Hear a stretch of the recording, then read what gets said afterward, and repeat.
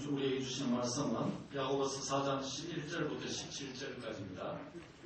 신약 성경 야고보서 4장 11절부터 17절까지입니다.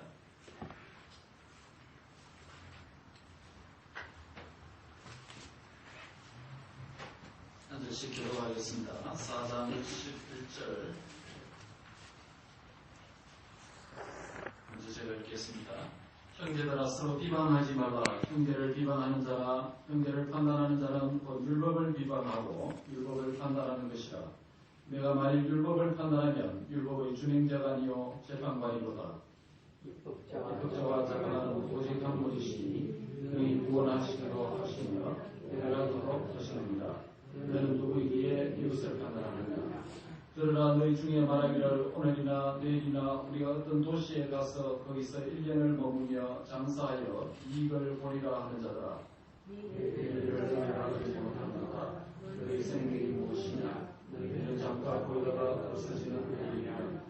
너희가 도리어 말하기를 주의 뜻이면 우리가 살기도 하고 이것이나 저것을 하리라 할 것이거늘 이제도 너희가 그러한 자랑을 하니 그러한 자랑은 다 하는 것이니라. 다같이 그러므로 사람이 선을 행할 줄 알고도 이것이 아니하는 주의라. 야고보서 강의 10번째 시간입니다.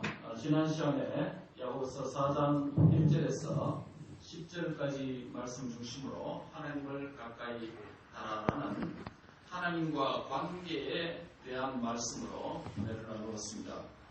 오늘은 주인이 되지 말라라는 말씀으로 이웃과 미래의 시간과의 관계에 대한 말씀으로 은혜를 나누고자 합니다. 한번 같이 하겠습니다. 주인이 되지 말라. 주인이 되지 말라.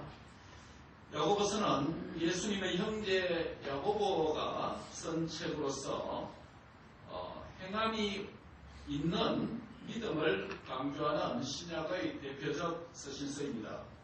행함을 강조하는 이 책에는 말, 언어와 관련된 가르침을 여러 곳에 하고 있습니다. 예를 들면 듣기는 속히 하고 말하기는 더디 하라라는 1장 19절에 있는 말씀입니다.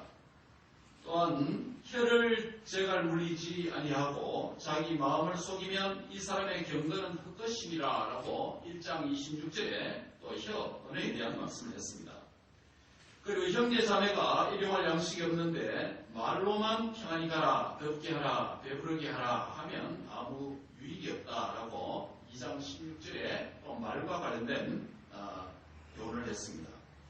그리고 3장 1절부터 12절 전체 본문은 말과 혀에 관한 가르침으로 가득 차 있습니다.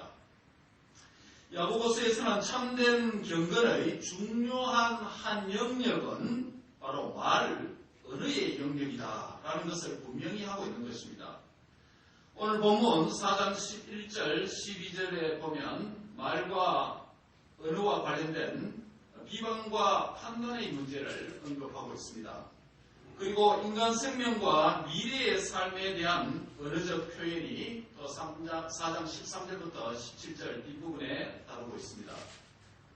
4장 11절, 12절 비방과 판단의 문제, 이 전자의 문제는 이웃에 대한 판단의 문제라면 4장 13절부터 17절에 있는 인간 생명과 미래의 삶에 대한 문제, 이 후자의 문제는 미래의 삶에 대한 판단의 문제라고 할 수 있습니다. 결국 이 두 문제는 누가 하나님이며 누가 사람이냐라는 문제와 관련된 교훈이라고 할 수 있습니다. 다시 말씀드리면 주인 때문에 가는 것이다. 로드십이 무엇인가에 대한 교훈이 오늘 본문 안에 들어있다고 할 수 있겠습니다. 주인이 되지 말라라는 제 설교는 본문에 언급된 두 가지 명령을 담고 있습니다. 첫째는 형제를 비방하지 말라, 또 형제를 판단하지 말라라고 하는 첫 번째 명령입니다. 이웃을 판단하는 행위는 진정한 판단자가 주인이 되시는 하나님의 주권에 대한 바로 도전이다라는 의미가 됩니다. 특히 형제를 비방하고 판단하는 행위는 이웃을 향한 언어, 말을 통한 범죄를 의미합니다. 본문 11절에 형제들아 서로 비방하지 말라. 형제를 비방하는 자나 판단하는 자는 곧 율법을 비방하고 율법을 판단하는 것이 된다. 이렇게 되면 바로 율법의 준행자, 말씀에 대한 행위자가 아니고 바로 율법을 만든 또 율법을 판단하는 재판관이 된다. 라고 그렇게 말씀하고 있습니다. 이 말씀은 그리스도 안에서 하나된 형제 자매를 비방하는 일에 대한 경고입니다. 형제 자매를 비방하는 문제는 형제 자매의 잘못을 발견했을 때 어떻게 행할 것인가라는 문제입니다. 여기서 비방하다, 카탈랄레오라고 하는 이 헬라어 동사는 바로 다른 사람에 대하여서 악한 의도를 가지고 말하는 것을 의미합니다. 내가 발견한 다른 사람의 잘못을 꼭 드러내야 할 필요가 없다면 말할 필요가 없는 것인데, 만약 타인의 잘못을 꼭 말해야 할 경우가 생긴다면 나에게 불순하고 악한 의도가 있는지 잘 살펴야 된다는 것입니다. 그리고 타인의 잘못을 내가 제3자에게 전달하고 말할 때 그 3자가 그 사람이 잘못을 행한 사람에 대하여서 필요 이상의 오해나 편견을 갖도록 말을 한다는 것이 잘못됐다는 것입니다. 그러므로 타인의 잘못을 발견한 이후에 제3자에게 말을 할 때 매우 신중하고 조심스러워해야 된다는 것입니다. 왜냐하면 두 가지 이유 때문입니다. 첫째 이유는 나 자신과 잘못을 범한 형제 자매와 또 나의 말을 듣는 제3자가 모두가 주 안에서 한 형제 자매이기 때문입니다. 하나님은 우리 모두의 아버지이십니다. 성도는 주님의 몸된 교회입니다. 결국 형제를 비방하는 것은 우리가 우리 얼굴에 침을 뱉는 경우가 되어버리기 때문입니다. 형제에 대한 비방은 나와 그 형제와의 관계를 악화시킬 수 있고 그 사람과 제3자와의 관계도 악화시킬 수가 있습니다. 결국 형제 자매를 분열시켜서 교회의 하나됨을 파괴할 수 있기 때문이다라는 것이 바로 남을 판단하지 말고 비방하지 말라고 하는 첫 번째 이유가 되는 것입니다. 두 번째로 형제를 비방하는 것을 주의해야 될 이유는 바로 하나님만이 유일한 재판관이다, 유일한 입법자다라는 것입니다. 그것 때문입니다. 형제를 비방하고 판단하는 행위는 형제를 사랑하라고 하는 그 율법을 비방하고 그 율법을 판단하는 행위가 되기 때문에 형제에 대한 비방과 판단을 금지하고 있습니다. 하나님의 온전한 율법이 불완전한 인간을 판단해야 하는데 불완전한 인간이 온전한 율법을 판단하는 경우가 되어버리게 된다는 것입니다. 이 행위는 재판장이 하나님이 아니라 사람인 내가 재판장이라고 고백하는 것으로 자신을 신적자로 착각하는 교만에 빠지게 되어버린다는 것입니다. 이 행위는 결국 하나님에 대한 대적과 불순종의 죄를 의미하게 되는 것입니다. 그러므로 우리는 타인의 잘못을 혹 발견했다면, 타인의 연약함을 보았다면 악한 의도를 가지고 비방과 판단을 금해야 합니다. 다른 사람에 대한 나의 태도는 결국 나의 영적인 태도를, 영적인 상태를 보여주는 거울이 될 수 있다는 것입니다. My social attitude indicates my spiritual attitude.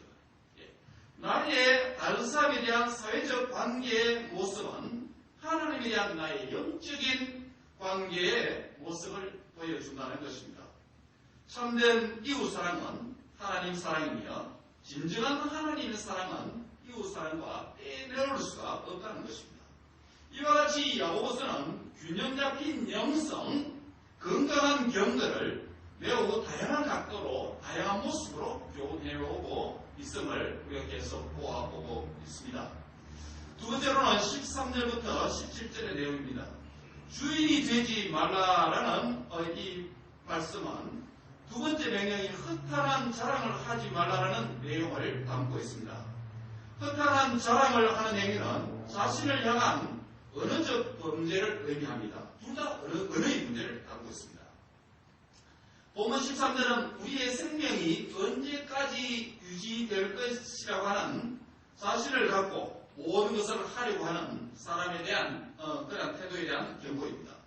어떤 사람이 이렇게 생각하고 말할 수 있습니다. 오늘이나 또 내일이나 미래 한때에 우리가 어떤 도시에 가서 거기서 1년 정도 머물면서 내가 장사를 하면서 이윤을 좀 남겨보겠다라고 매우 강하게 자신의 의지를 가지고 말하는 자들이 있다라고 오늘 본문이 가정하고 있습니다. 그래서 이 구절에 사용된 모든 동사들은 가정법 동사로서 사용하고 있는데 바로 연속적으로 4개의 동사를 사용합니다. 첫째 동사는 우리가 갈 것이다 라고 하는 미래 가정법, 좀 어려운 말입니다만 중간태 동사를 사용합니다. 그 다음에 이어지는 동사는 우리가 행할 것이다 라고 하는 능동태 동사를 사용합니다. 세 번째 동사는 우리가 장사를 할 것이다 라고 하는 중간태 미래 동사를 사용합니다. 마지막 네 번째 동사는 우리가 거기서 이유를 남길 것이다 라는 미래 능동태 동사를 사용하고 있습니다. 매우 의도적으로 번갈아가면서 이 동사를 사용하고 있음을 봅니다. 좀 어렵게 들릴지는 모르겠습니다. 그러나 이야기를 해야 이 본문의 의미가 클리어하게 드러납니다. 헬라 문법에서 중간태라고 하는 중간태가 있는데 우리 한국말에는 능동태, 수동태, 영어도 능동태, 수동태밖에 없습니다. 헬라 문법에는 중간태라고 하는 태가 있습니다. 중간태는 주어가 그 행위의 주체가 행위의 결과에 참여하는 어법입니다. 즉 동작의 행위를 강조하여서 그 행위와 주어가 매우 밀접하게 관련되어 있음을 얘기합니다. 그리고 능동태는 행동의 능동성 그 자체를 강조합니다. 여기서 4개의 동사, 즉 우리가 갈 것이다 중간태, 우리가 행할 것이다 능동태, 우리가 장사를 할 것이다 중간태, 우리가 이유를 남길 것이다 능동태를 사용했습니다. 즉 중간태, 능동태, 중간태, 능동태 이렇게 번갈아가면서 의도적으로 사용하고 있습니다. 더 자세하게 말씀드려야 되는데 너무 난해할까 싶어서 요약해서 말씀드립니다. 결국 이 4가지 동사의 의도적 나열은 미래의 번영이라고 하는 특정한 목적과 결과를 위해서 어떤 사람이 도시에 가서 장사를 하여서 이유를 남기려는 이 말하는 주어에 매우 강한 의지가 거기에 반영되어 있습니다. 여기서 사용된 중간태와 능동태 동사를 4개 연속적으로 번갈아가면서 매우 의도적으로 intentionally 이 야고보가 사용했다는 것은 단순히 미래에 대한 어떤 계획을 그냥 말하는 정도가 아닙니다. 이것은 무슨 말이냐면 어떤 계획의 시작과 과정과 결과까지 자신이 모두가 컨트롤을 할 수 있다. 컨트롤을 할 수 있다라고 하는 매우 강한 자신감에 차있는 인간의 주인된 교만을 지금 암시적으로 매우 어법적으로 강조해주고 있다는 것입니다. 미래에 대한 이런 자신감을 갖는 사람들에게 14절은 인생에 대한 올바른 진리가 무엇인지 배우라고 그렇게 말씀합니다. 뭐라고 말합니까? 내일 일을 너희가 알지 못하는도다. 너희 생명이 무엇이냐? 너희는 잠깐 보이다가 없어지는 안개니라 라고 말씀합니다. 이러한 인생에 대한 지혜의 구절과 본문의 구절과 관련된 지혜의 책인 잠언을 참고하면 잠언 19장 2절에 보면 지식 없는 소원은 선하지 못하고 지식 없는 소원은 선하지 못하고 발이 급한 사람은 잘못 가느니라 라고 말씀하고 있습니다. 한번 같이 할까요? 지식 없는 소원은 선하지 못하고 발이 급한 사람은 잘못 가느니라. 여기서 지식은 하나님의 말씀을 의미합니다. 즉 지식 없는 소원이라는 것은 하나님의 말씀이 없는 하나님의 뜻이 없는 소원은 자신의 인간의 소원은 사람 자신의 뜻과 계획을 가리킨다는 것입니다. 그리고 잠언 19장 21절에서는 사람의 마음에는 많은 계획이 있어도 오직 하나님의 여호와의 뜻만이 완전히 쓴다라고 말씀합니다. 이 구절에서도 사람의 마음과 하나님의 뜻이 대조되고 있습니다. 그리고 많은 계획과 오직 완전히 쓰는 성취되는 한 가지 유일한 하나님의 뜻이 대조되고 있습니다. 즉 많은 사람의 계획보다 한 가지 하나님의 계획이 뜻이 성취된다는 것을 강조합니다. 그런데 야고보서의 오늘 보면 13절에서 자신들의 미래의 모든 것을 컨트롤할 수 있다고 말하는 자들은 자신을 유한자로 여기는 것이 아니라 영원한 완전한 존재로 자기 정체성을 오해하고 있습니다. 마치 미래는 반드시 그들의 생각대로 보장되는 듯 말하고 있습니다. 그들에게 내일은 있어야 내일이 있는 것입니다. 그리고 1년을 머무는 것도 1년 있어봐야 압니다. 그리고 장사의 이유를 남긴다는 그 자신감 있는 확신도 잘 모르는 일입니다. 손해를 볼지 이익을 볼지 아무것도 알 수 없다는 것입니다. 야고보는 그러한 잘못된 정체성을 가지고 자신과 미래에 대하여 확신 있게 말하는 자를 향하여서 하나님이 대체 누구신가? 네가 하나님인가? 하나님이 누구신가? 라고 묻고 있는 것입니다. 생명의 주인이 누구신가? 라고 묻고 있습니다. 하나님의 섭리와 인도하심에 대하여 전혀 고려하지 않고 있는 것입니다. 창조주와 피조물과의 관계와 그 차이를 야고보는 묻고 있습니다. 인간의 생명은 잠깐 보이다가 없어지는 안개와 같다라고 인간 생명을 안개에다가 비유하고 있습니다. 인간 생명의 짧음과 미래에 대한 불확실함은 인간이 어찌 할 수 없는 영역입니다. 그럼에도 이러한 문제들을 마치 다 해결한 듯이 확신과 자신을 가지고 외람되게 말하고 행동하는 것은 특별히 4개의 동사가 매우 그것을 강조적으로 보여주는데 이러한 말을 하는 사람은 바로 자신이 인생의 주인이라고 하는 교만을 과감히 욕없이 드러내는 것이 됩니다. 자신을 하나님 자리에 놓게 된 것입니다. 자신이 로드십을 취한 것입니다. 한 주석가는 이 부분을 이렇게 주석하고 있습니다. 그러나 중도에 무슨 일이 발생해서 못 가게 될는지 혹은 다른 곳에 빠지게 될 것인지 모른다. 실제로 여행을 떠나 많은 사람들이 중도에서 목숨을 잃었고 또 자기들이 목적한 도시에 도달하지 못했다. 그러나 그들이 그곳에 도착할 수도 있었다고 가정해보라. 그들이 거기서 계속해서 머물 수 있다는 것을 어떻게 장담할 수 있겠는가? 그들의 체류를 단축시키는 무슨 불의의 사건이라도 일어날지 모른다. 또한 그들이 거기서 무사히 장사를 할 수 있다는 사실도 불명확한 것이다.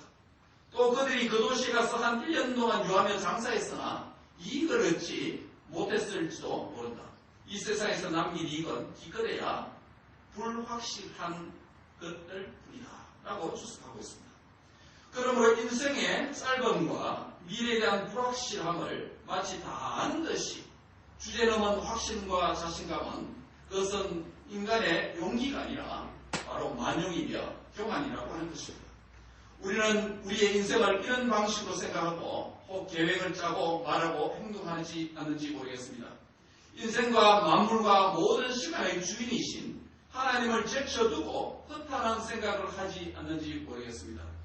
물론 이 말은 우리의 인생과 미래를 계획하는 일 그 자체를 금하는 것은 아닙니다. 우리가 미래를 계획하는 것은 우리의 남은 시간과 기회와 삶을 계산하는 의미가 있습니다. 매우 성경적입니다. 그렇지만 이 모든 것은 하나님의 은혜 안에서 존속하고 하나님의 은혜가 없으면 무의미하다는 것을 철저히 인식해야 하는 가운데 해야 되는 것입니다. 그렇다면 그리스도에는 인간 생명의 한계성과 미래의 불확실성에 대하여서 어떤 자세를 가지고 말하고 행동해야 하는 것입니까? 야고보는 하나님의 뜻이라고 하는 이 개념을 사용하는 지혜를 보여주고 있습니다. 야고보는 하나님의 뜻이라는 표현을 사용하는데 만약 주의 뜻이라면 이라는 조건을 첨부하고 있습니다.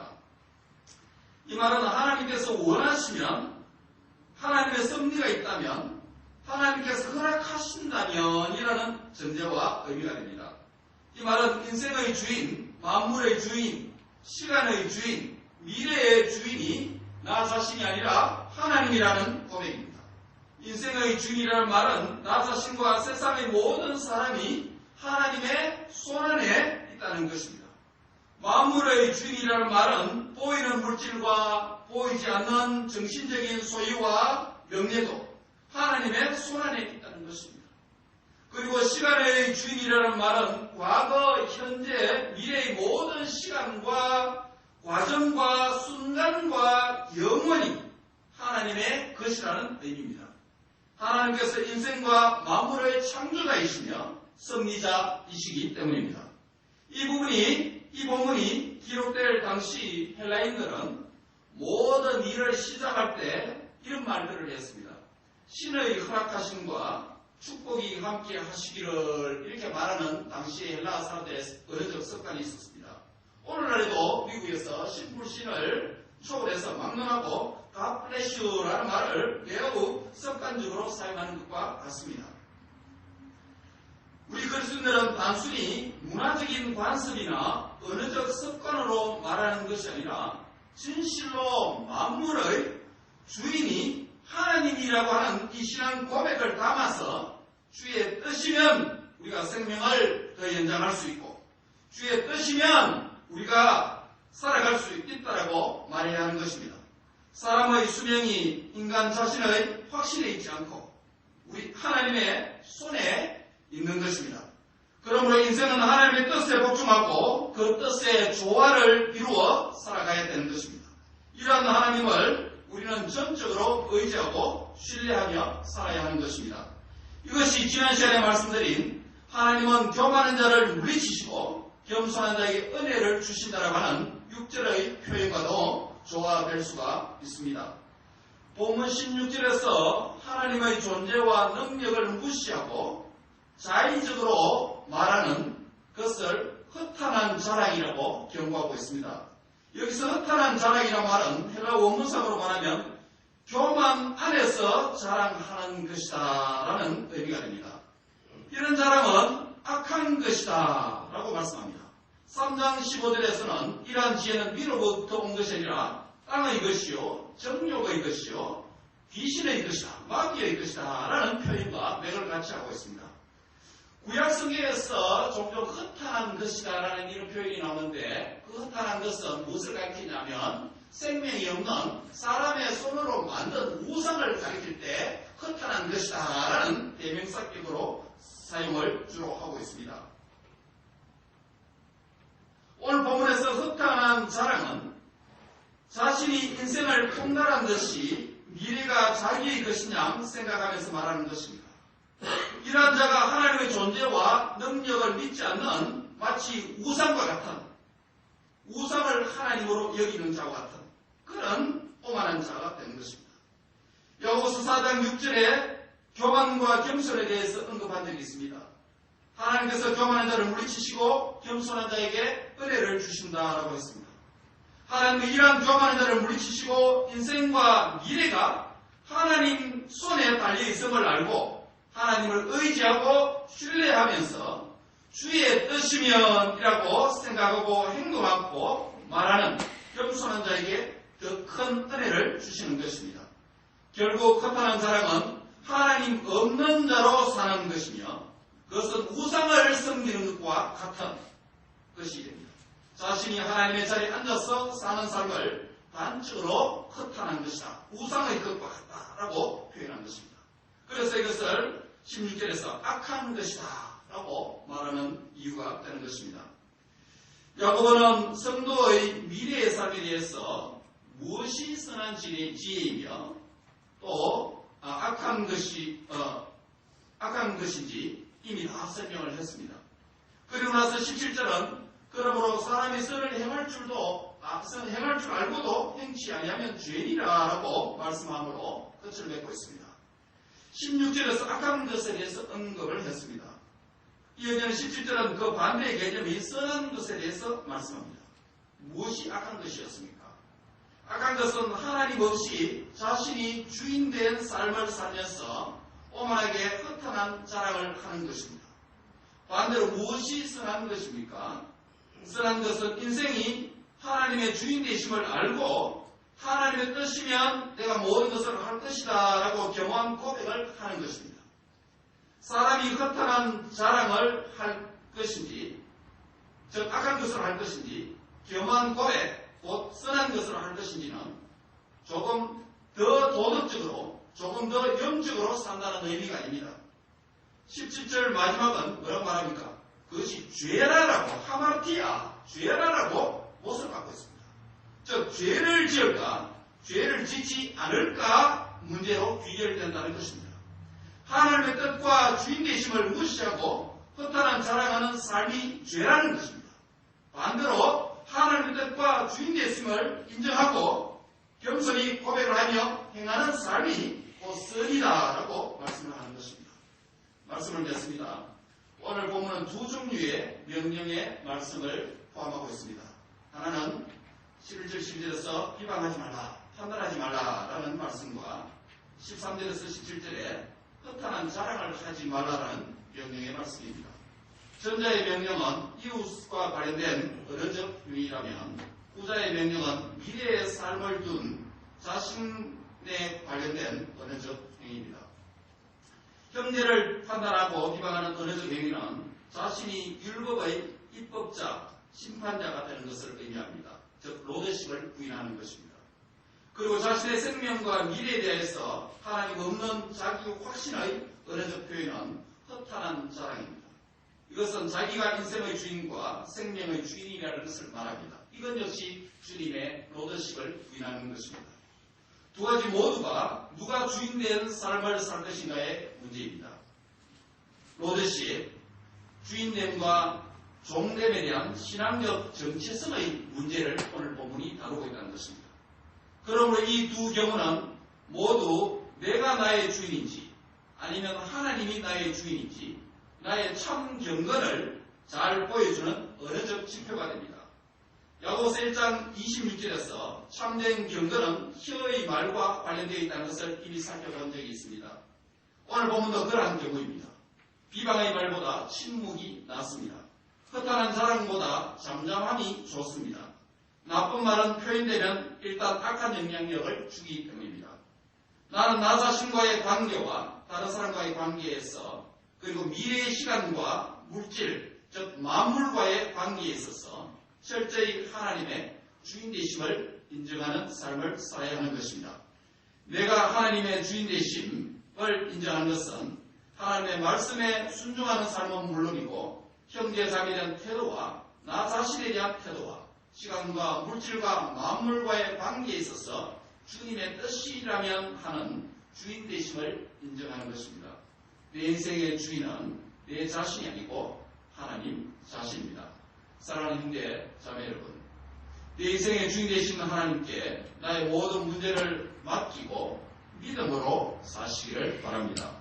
내가 나의 모든 것의 주인이라고 여기는 오만과 교만을 뜬 것이 있습니까? 내가 마치 모든 것을 주관할 수 있는 듯 또한 염려하고 불안해하고 근심하는 것이 있습니까? 그리고 내 인생의 주인 되시는 하나님에 대한 믿음이 약하여서 낭만과 좌절과 낙심에 사로잡혀 있습니까? 4장 5절에 말씀한 대로 하나님이 우리 속에 거하게 하신 성령께서 그리고 바울의 기도대로 오순절 성령으로 말미암아 저와 여러분의 속사람이 능력으로 강건케 되어지기를 바랍니다. 믿음으로 말미암아 주께서 나와 언제나 함께 계심을 확신하는 삶이 되시기를 바랍니다. 내 인생의 주인 되신 하나님께서 내 인생 책임지신다는 확신을 갖기를 바랍니다. 내 자신이 주님의 주인 되심을 철저히 인정하며 그분께서 우리의 주인이 되셔서 그분의 뜻대로 다스리시고 통치해 주시고 인도해 주실 줄 믿습니다. 기도하겠습니다. 하나님 감사합니다.